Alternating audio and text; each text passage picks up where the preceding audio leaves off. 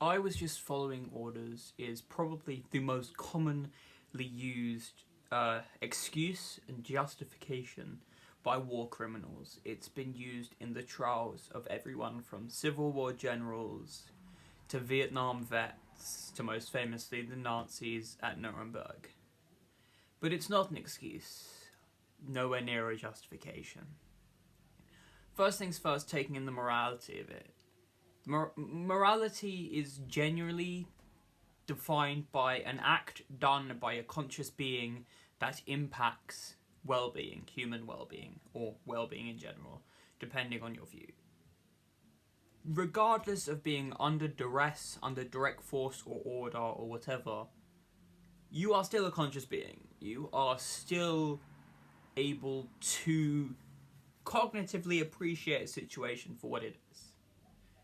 If you're told to kill someone completely innocent, just because that comes from authority does not wipe out the concept of innocence. Yes, of course, in certain situations it is difficult to defer against exact authority and exact orders, but it's never impossible. Any military order under the UFAC, I think it is, but that might be wrong, basically has to not be able to in the future be brought prosecutable to a court. That's a general rule.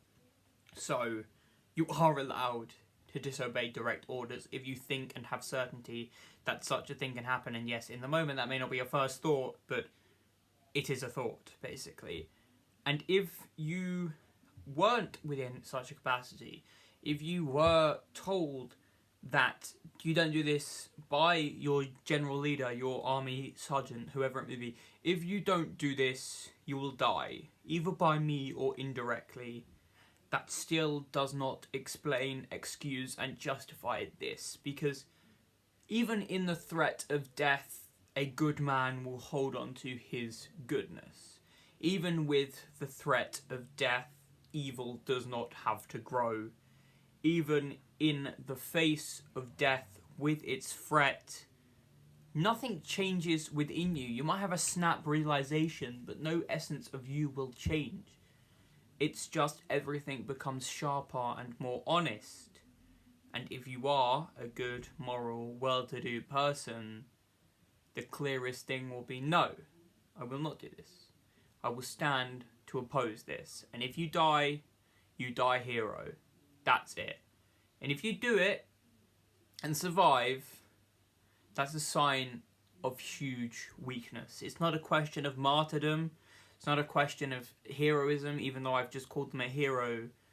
It's a question of being a right or wrong person. Even with the threat of death, morality, and your beliefs that are sturdy enough will hold. A man under a fascist government who recognises himself as somewhat fascist, though does not know the extent of it, should stand up in a moment of death. If it's death or death of another, that person should take the death themselves, because why push this sort of dogma onto other people?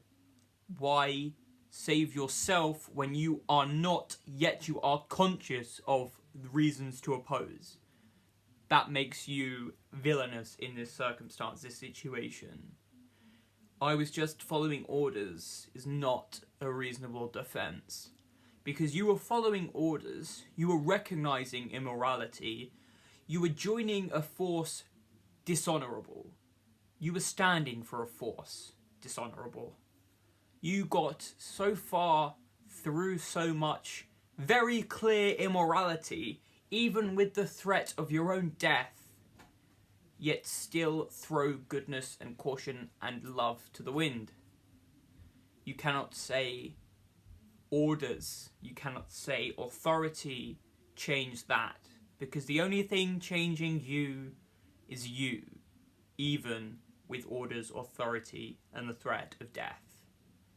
Nothing molds, breaks, shifts, chips away, or does anything to the general sense of humanity other than the human itself. You were never following orders. You were doing what you thought was was in your best interest when you knew you shouldn't.